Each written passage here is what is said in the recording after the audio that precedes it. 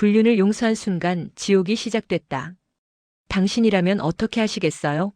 사랑하는 사람의 불륜을 용서한다는 건 그게 진짜 용서일까요? 아니면 지옥행 티켓을 끊는 걸까요? 저는 5년 전 남편의 불륜을 용서했습니다. 아니, 용서했다고 믿었습니다. 하지만 지금 이 순간 저는 그때 제가 내린 선택이 얼마나 순진했는지 깨닫고 있습니다. 용서는 끝이 아니었어요. 그건 시작이었습니다. 끝없는 고통의 시작이요. 들켜버린 불륜. 그날은 평범한 수요일 저녁이었습니다. 남편 민주는 회식이 있다며 늦게 들어온다고 문자를 보냈어요. 저는 별 생각 없이 알았어. 조심히 들어와라고 답장을 보냈죠. 결혼 7년 차 우리는 서로를 믿는 부부였으니까요. 그런데 그날 밤 10시쯤 민준의 회사 후배 지훈이가 전화를 걸어왔어요. 형수님, 형 오늘 회식 아닌데요? 오늘 회식 없었어요. 그 한마디에 제 세상이 흔들리기 시작했습니다. 심장이 미친 듯이 뛰었어요. 손이 떨렸고 입안이 바짝 말랐습니다. 아니야, 분명 무슨 오해가 있을 거야. 저는 애써 그렇게 생각하려 했어요. 하지만 의심은 바이러스처럼 빠르게 퍼져나갔습니다. 저는 민준의 책상 서랍을 뒤지기 시작했어요. 평생 남편의 물건을 몰래 뒤진 적 없던 제가요. 손이 떨렸습니다. 아무것도 없기를 제 의심이 기우이기를 간절히 바라면서 서랍을 열었죠. 그리고 찾아냈습니다. 신용카드 명세서에 찍힌 수상한 호텔 결제 내역들. 제가 모르는 레스토랑에서의 저녁 식사들. 하나하나가 날카로운 칼날처럼 제 가슴을 찔러댔어요. 날짜를 확인하니 최근 6개월 동안 꾸준히 있었더군요. 매주, 아니 어떤 주는 2번씩. 제 손에 든 명세서가 흔들렸습니다. 눈앞이 흐려졌어요. 이게 현실인가 싶었죠. 밤 11시 30분 민준이 집에 들어왔습니다. 평소처럼 다녀왔어 하며 웃는 얼굴로요. 넥타이를 느슨하게 풀고 가방을 소파에 던지고 냉장고에서 물을 꺼내 마시는 모습. 너무나 자연스러웠어요. 마치 아무 일도 없었던 것처럼. 그 순간 제 안에서 뭔가 폭발했어요. 회식이었어? 응, 왜? 민주는 여전히 웃고 있었어요. 그 표정이 너무 역겨웠습니다. 거짓말하지 마. 오늘 회식 없었어. 지훈이한테 전화 왔어. 민준의 얼굴이 창백해졌습니다. 손에 들고 있던 물컵이 미세하게 흔들렸어요. 순간적으로 스쳐 지나가는 당황스러움, 변명을 찾으려는 눈동자의 움직임. 결혼 7년 동안 단 한 번도 본 적 없는 남편의 표정이었어요. 이게 뭐야? 이 호텔 결제는 뭐고 이 레스토랑은 또 뭐야? 6개월 동안 매주? 대체 누구야? 저는 명세서를 그의 얼굴에 던졌습니다. 종이가 바닥에 흩어졌고 민주는 그 자리에서 무릎을 꿇었어요. 그리고 울기 시작했습니다. 미안해. 정말 미안해. 그 순간 제가 알던 세상이 완전히 무너져 내렸습니다. 숨이 막혔어요. 가슴이 찢어지는 것 같았습니다. 이게 현실이라는 게 믿기지 않았어요. 무너진 신뢰와 눈물의 사과. 민주는 그날 밤 새벽까지 모든 것을 털어놨습니다. 회사 동료였던 수진이라는 여자와 6개월째 만나고 있었다고요. 처음엔 그냥 업무상 가까워졌고 야근하면서 자주 보게 됐고 어느 순간 선을 넘었다고 했어요. 처음엔 정말 그냥 동료였어. 그런데 프로젝트를 같이 하면서 자주 야근하게 됐고 어느 날 야근 끝나고 술 한잔하자고 해서 갔는데 그때부터 뭐? 사랑에 빠졌다고. 6개월 동안? 아니야. 사랑은 아니었어. 그냥 일시적인 실수였어. 일시적인 실수? 6개월이나 계속된 게 일시적인 실수라고요? 저는 웃음이 나왔어요. 아니, 웃음이라기보다는 비명에 가까웠죠. 6개월 동안 나한테 거짓말하면서 나한테 사랑해라고 말하면서 그 여자를 만나러 간 거야? 매주 2번씩? 호텔도 가고 비싼 레스토랑도 가고. 그게 일시적인 실수야. 미안해. 정말 미안해. 나도 어떻게 된 건지 모르겠어. 정신 차려보니까 이미 너무 깊이 들어와 있었어. 민주는 계속 고개를 숙이고 울기만 했습니다. 미안해, 미안해라는 말만 되풀이했어요. 그 모습이 너무 비참해 보였지만 동시에 너무나 역겨웠습니다. 그 여자는 알아? 당신이 결혼한 거? 나라는 사람이 있다는 거? 알아. 뭐? 처음부터 알고 있었어. 수진이도 기혼자야. 그 순간 정말 숨이 막혔어요. 둘 다 결혼한 사람들이 6개월 동안 바람을 피웠다는 게, 계획적이었다는 게, 다음 날부터 일주일 동안 저희 집은 지옥이었어요. 저는 하루 종일 울었습니다. 밥을 먹다가도 설거지를 하다가도 샤워를 하다가도 갑자기 눈물이 쏟아졌어요. 남편이 다른 여자와 키스하는 모습, 포옹하는 모습, 더 깊은 관계를 맺는 모습들이 머릿속에서 끊임없이 재생됐습니다. 특히 밤이 괴로웠어요. 침대에 누워있으면 이 침대에서도 날 생각하면서 그 여자를 떠올렸겠지. 나랑 잠자리를 가진 다음 날 그 여자를 만났겠지라는 생각이 들었거든요. 민주는 회사를 쉬고 집에 있었어요. 끊임없이 사과했고 울었고 용서를 빌었습니다. 당신 없이는 못 살아. 제발 한 번만 기회를 줘. 다시는, 정말 다시는 이런 일 없을 거야. 내가 미쳤었어. 정신이 나갔었어. 제발, 제발. 목소리가 떨렸어요. 눈은 충혈됐고 얼굴은 퉁퉁 부어 있었습니다. 머리는 산발이었고 수염도 자라나 있었어요. 일주일 동안 씻지도 않은 것 같았습니다. 민준의 부모님도 찾아오셨어요. 며느리인 저에게 무릎을 꿇고 사과하시더군요. 우리 아들이 큰 잘못을 했어. 정말 큰 잘못을 했어. 하지만 제발 한 번만 용서해줘. 우리가 책임지고 잘 타이를 테니까. 제발. 시어머니는 흐느끼며 제 손을 잡았어요. 그 손이 얼마나 떨리던지. 시아버지도 고개를 숙이고 계셨고요. 이모 제발. 저보다 30살이나 많은 시어머니가 이모라고 부르며 애원하는 모습을 보면서 저는 혼란스러웠습니다. 이 사람들은 왜 저한테 무릎을 꿇고 있는 걸까? 잘못한 건 민준인데. 왜 제가 이 상황에서 결정을 내려야 하는 걸까? 이혼 대신 선택한 용서. 저는 진지하게 이혼을 고려했습니다. 변호사 상담도 받았어요. 유책 배우자로 인한 이혼이라 위자료도 받을 수 있고 재산 분할도 유리하게 할 수 있다고 했죠. 증거가 확실하니까 소송 걸면 100% 승소합니다. 신용카드 명세서, 문자 기록, 이 정도면 충분해요. 변호사의 말을 들으면서도 저는 결정을 내릴 수 없었어요. 머리로는 이혼이 답이라는 걸 알았지만 마음 한편에서는 계속 주저하게 만드는 뭔가가 있었습니다. 결혼 7년. 함께 웃고 울었던 수천 개의 순간들. 첫 데이트 때 떨리던 손. 프로포즈할 때 민준의 눈물. 결혼식 날 서로를 바라보며 나눴던 맹세. 신혼여행에서 함께 본 노을. 제가 아플 때 밤새 간호해주던 모습. 승진했을 때 같이 기뻐하던 모습. 그 모든 게 거짓이었을까요? 6개월의 불륜이 7년의 사랑을 다 지워버릴 수 있을까요? 그리고 솔직히 두려웠어요.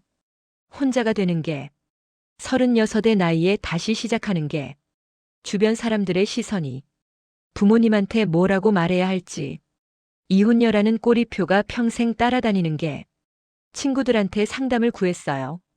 반응은 엇갈렸습니다. 무조건 이혼해. 한 번 바람 피운 놈은 또 피워. 그래도 7년이잖아. 애도 없고 진심으로 뉘우친다면 한 번 기회를 줘봐. 어떤 친구는 자신의 경험담을 들려줬어요. 남편의 불륜을 용서했는데 결국 또 당했다고. 절대 용서하지 말라고. 하지만 다른 친구는 반대 경험을 말했죠. 용서했고 지금은 더 행복하게 잘 살고 있다고. 민주는 정말 진심으로 뉘우치는 것 같았어요. 그 여자와는 완전히 연락을 끊었다고 했고 휴대폰 비밀번호도 제게 알려줬고 퇴근 후에는 무조건 바로 집에 왔습니다. 회사도 그만두겠다고 했어요. 회사 때문에 그 여자를 만난 거니까 회사를 그만둘게. 다른데 이직할게. 아니야. 회사까지 그만둘 필요는 없어. 저도 모르게 그렇게 말하고 있었어요. 민준의 이직이 싫었던 게 아니라 그게 현실적으로 너무 큰 결정이었기 때문이에요. 민준의 연봉, 경력, 모든 게 중요했거든요. 그렇게 고민하고 고민하다가 한 달이 지났을 때 저는 결정을 내렸습니다. 한 번만, 정말 단 한 번만 기회를 줄게. 다시는 이런 일이 없어야 해. 만약 또 한 번이라도 배신하면 그땐 정말 끝이야. 어떤 사정도 봐주지 않을 거야. 민주는 제 손을 붙잡고 울었습니다.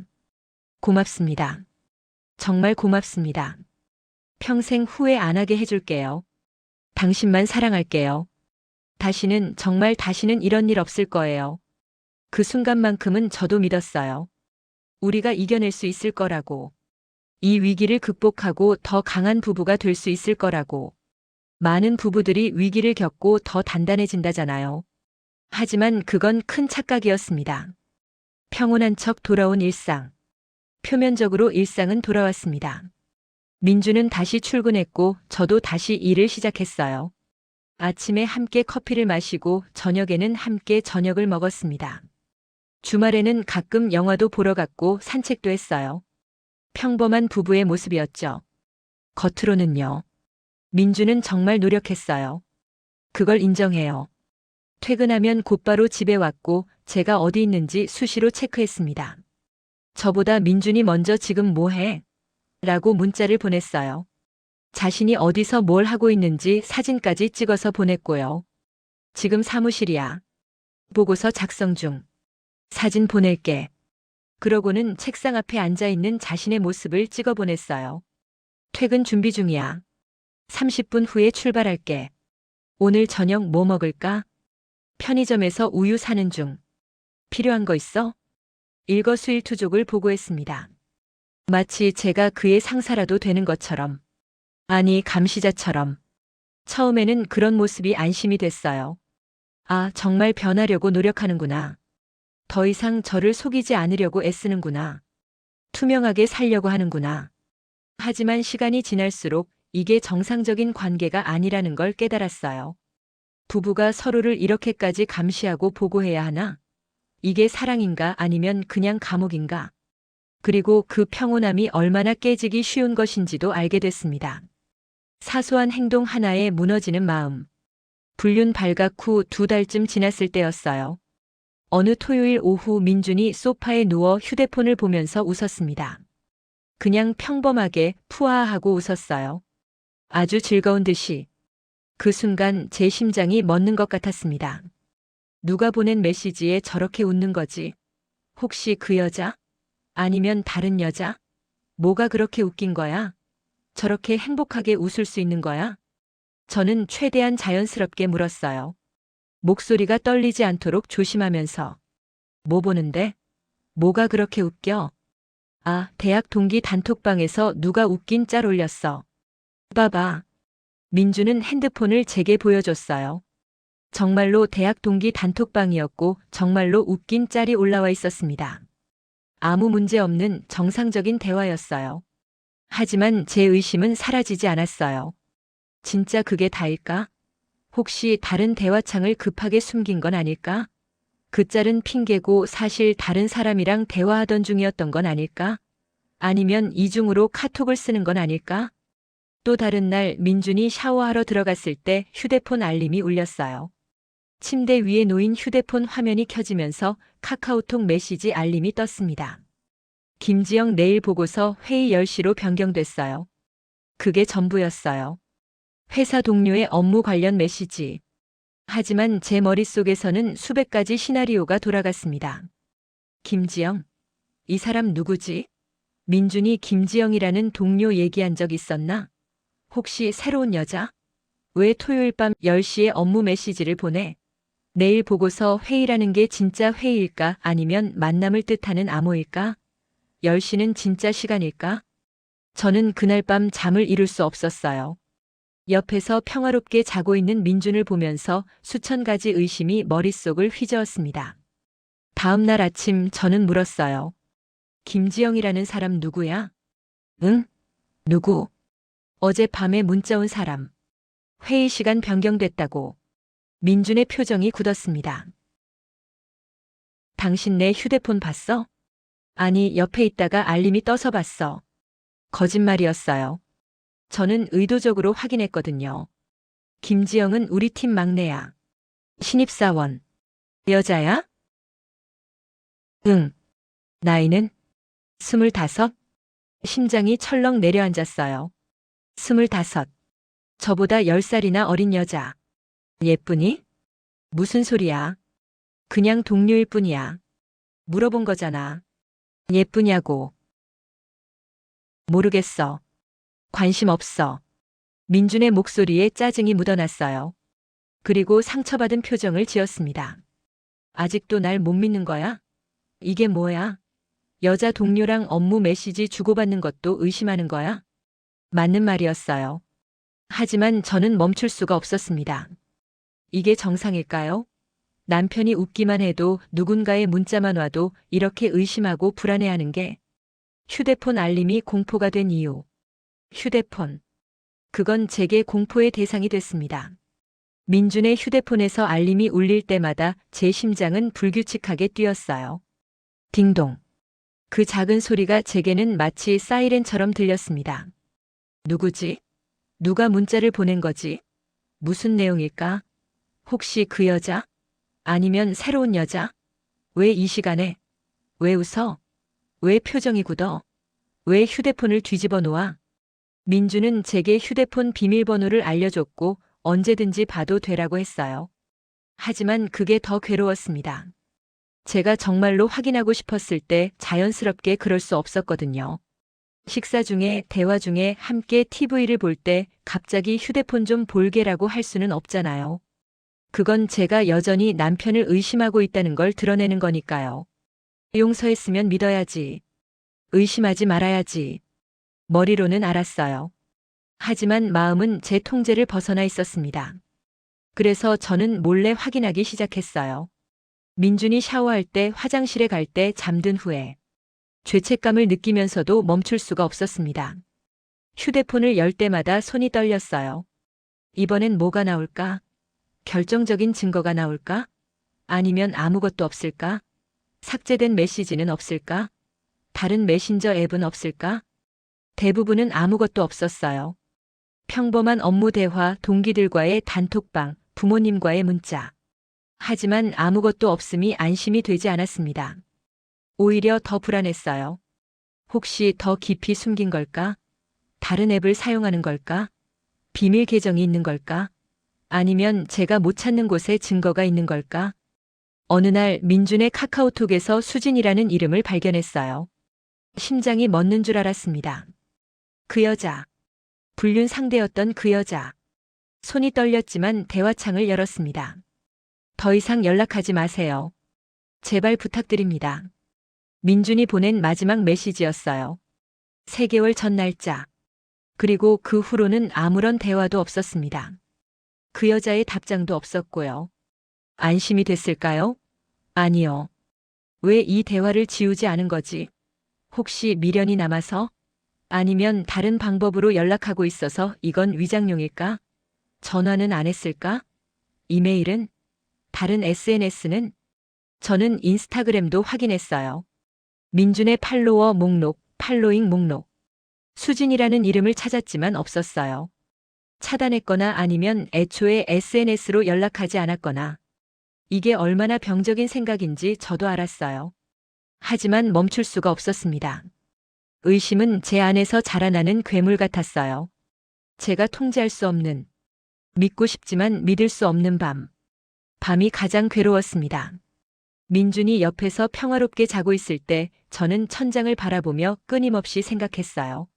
저 사람이 정말 변했을까? 진심으로 뉘우치는 걸까? 아니면 그저 들키지 않게 더 조심스럽게 행동하는 걸까? 다시는 안 한다고 했지만 그때도 똑같이 말하지 않았을까? 사랑한다고 하면서 바람을 피웠잖아. 민준이 잠꼬대라도 하는 날이면 저는 귀를 쫑긋 세웠습니다. 혹시 그 여자 이름을 부르는 건 아닐까? 혹시 꿈에서라도 그 여자를 만나는 건 아닐까? 민준이 뒤척이며 무언가 중얼거리면 저는 심장이 쿵쾅거렸어요. 뭐라고 한 거지? 수진? 지영? 누구 이름? 무슨 말? 하지만 알아들을 수 없는 소리일 뿐이었죠. 어떤 날은 민준이 꿈에서 웃기도 했어요. 행복한 듯이 즐거운 듯이. 입꼬리가 올라가고 작게 웃음소리도 냈어요. 그럴 때마다 저는 생각했습니다. 무슨 꿈을 꾸는 거지? 누구랑 있는 꿈일까? 설마 그 여자? 제 자신이 너무 비참했어요.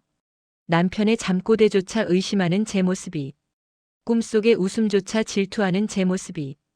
어느 밤 민준이 잠결에 제 손을 잡았어요. 사랑해. 하고 중얼거리면서. 예전 같았으면 행복했을 순간이었어요. 하지만 그날 밤 저는 그 손을 뿌리쳤습니다. 그리고 화장실로 가서 한참을 울었어요. 저 사람이 나한테 사랑한다고 말할 자격이 있을까? 그 입으로 그 여자한테도 사랑한다고 했을까? 아니면 나한테만 사랑한다고 하고 그 여자한테는 다른 말을 했을까? 그리고 가끔, 정말 가끔은 이런 생각도 들었습니다. 차라리 그때 이혼할 걸. 이렇게 매일매일 괴로워하느니 깨끗하게 끝낼 걸. 이게 용서한 사람이 사는 삶인가? 이게 정상인가? 하지만 아침이 되면 저는 다시 일상을 살았어요. 아침 식사를 준비하고 잘 다녀와 하고 웃으며 인사했습니다. 연기였어요. 전부 다 연기였습니다. 사랑보다 커진 의심. 6개월이 지나고 1년이 지나고 2년이 지났습니다. 민주는 여전히 모범적인 남편이었어요. 단 한 번도 의심스러운 행동을 하지 않았고 저를 향한 사랑을 표현했습니다. 사랑해. 당신이 최고야. 나한테 기회를 줘서 고마워. 평생 후회 안 하게 할게. 하지만 그 말들이 제 귀에는 공허하게 들렸어요. 예전에 그 사람도 저한테 사랑한다고 말하면서 다른 여자를 만났잖아요. 어떻게 그 말을 믿을 수 있겠어요? 사랑은 점점 작아졌고 의심은 점점 커졌습니다. 민준이 5분만 늦게 들어와도 저는 의심했어요. 무슨 일 있었어? 왜 늦었어? 아, 지하철이 좀 막혀서. 정말? 그것뿐이야? 다른 일은 없었어? 민준의 표정이 굳었습니다. 당신, 아직도 날 못 믿는 거야? 미안해. 그런 게 아니라. 거짓말이었어요. 정확히 그런 거였습니다. 저는 민준을 믿지 못했어요. 주말에 친구들 만나러 간다고 하면 저는 불안했어요. 누구 만나는데? 대학 동기들. 맨날 만나는 애들이야. 다 남자 친구들이지? 당연하지. 알잖아. 몇 시에 끝나? 정확히 어디서 만나는데? 한 7시? 이태원에 있는 고깃집. 민주는 한숨을 쉬었습니다. 확인하고 싶으면 확인해. 가서 직접 봐도 돼. 아니면 친구들한테 전화해봐. 그 말이 저를 더 비참하게 만들었어요. 제가 뭐 하는 건지, 우리가 뭐 하는 건지. 사랑하는 사이였잖아요, 우리. 서로를 믿고 의지하는 부부였잖아요. 그런데 지금은 저는 감시하는 사람이 됐고 민주는 감시받는 죄수가 됐습니다. 어느 날 민준이 폭발했어요. 도대체 나한테 어떻게 하라는 거야? 나 뭘 더 해야 돼? 2년 동안 단 한 번도 의심스러운 행동 안 했어. 매일 보고하고 어디 가든 연락하고 휴대폰도 다 보여주고. 그런데도 못 믿어? 그럼 평생 이렇게 살아야 돼? 저는 아무 말도 할 수 없었어요. 민준의 말이 맞았으니까요. 차라리 그때 이혼할 걸 그랬어. 이렇게 사는 것보다 나았을 거야. 당신도 괴롭고 나도 괴로워. 그 말을 듣는 순간 가슴이 찢어지는 것 같았어요. 민준도 괴로워하고 있었구나. 저만 힘든 게 아니었구나. 함께 있지만 끝난 결혼. 지금 이 순간 민주는 거실에서 TV를 보고 있고 저는 방에서 이 글을 쓰고 있습니다. 한 공간에 있지만 우리는 너무 멀리 떨어져 있어요. 5년이 지났습니다. 민주는 그 사이 단 한 번도 저를 배신하지 않았어요. 완벽한 남편이었습니다. 적어도 제가 아는 한에서는요. 하지만 저는 여전히 믿지 못합니다. 5년이라는 시간도 민준의 노력도 아무것도 제 마음을 바꾸지 못했어요. 저는 깨달았습니다. 용서는 했지만 잊을 수는 없다는 걸. 신뢰는 한 번 깨지면 다시 완전히 회복되지 않는다는 걸. 사람들은 말해요. 시간이 약이야. 시간이 지나면 나아질 거야. 거짓말이에요. 5년이 지났지만 나아지지 않았어요. 오히려 의심은 더 깊어졌고 관계는 더 냉랭해졌습니다. 이게 제가 선택한 용서의 대가입니다. 이혼하는 게 나았을까요? 모르겠어요. 아마도 그랬을지도 모릅니다. 최소한 매일매일 이렇게 괴로워하진 않았을 테니까요. 혼자서 힘들었을지 몰라도 이렇게 둘이서 지옥을 사는 것보단 나았을 거예요. 하지만 후회해도 소용없어요. 이미 5년이라는 시간이 흘렀으니까요. 어젯밤 민준이 제 손을 잡으며 말했어요. 우리 언제쯤 예전으로 돌아갈 수 있을까? 저는 대답하지 못했습니다. 예전으로 돌아갈 수 없다는 걸 알고 있었으니까요. 그 예전은 민준이 불륜을 저지르는 순간 완전히 사라졌어요. 영원히. 우리는 지금 새로운 관계를 만들어가고 있는 게 아니에요. 우리는 그저 과거의 유령과 함께 살아가고 있을 뿐입니다. 혹시 이 글을 읽는 분 중에 비슷한 상황에 놓인 분이 있다면 말씀드리고 싶어요. 용서는 아름답지 않습니다. 용서는 고통스럽고 길고 끝이 보이지 않는 여정이에요. 용서한다고 해서 상처가 아물지 않습니다. 오히려 그 상처를 매일 들여다보며 살아가야 해요. 용서하고 함께 사는 게 행복할 거라고 생각했어요. 하지만 현실은 달랐습니다. 매일이 의심과 불안의 연속이에요. 사랑했던 사람을 더 이상 사랑할 수 없게 됐고 믿었던 사람을 다시는 믿을 수 없게 됐어요. 이혼이 답일까요? 용서가 답일까요? 저는 모르겠어요. 5년이 지난 지금도. 다만 한 가지 확실한 건 제가 선택한 용서는 제게 지옥이었다는 것입니다. 민준이 방문을 두드립니다. 저녁 먹을래? 저는 응, 나가라고 대답합니다. 그리고 다시 아무 일도 없는 척 연기를 시작합니다. 오늘도 내일도 그 다음 날도. 이게 제가 선택한 삶이니까요. 이게 용서의 진짜 모습입니다.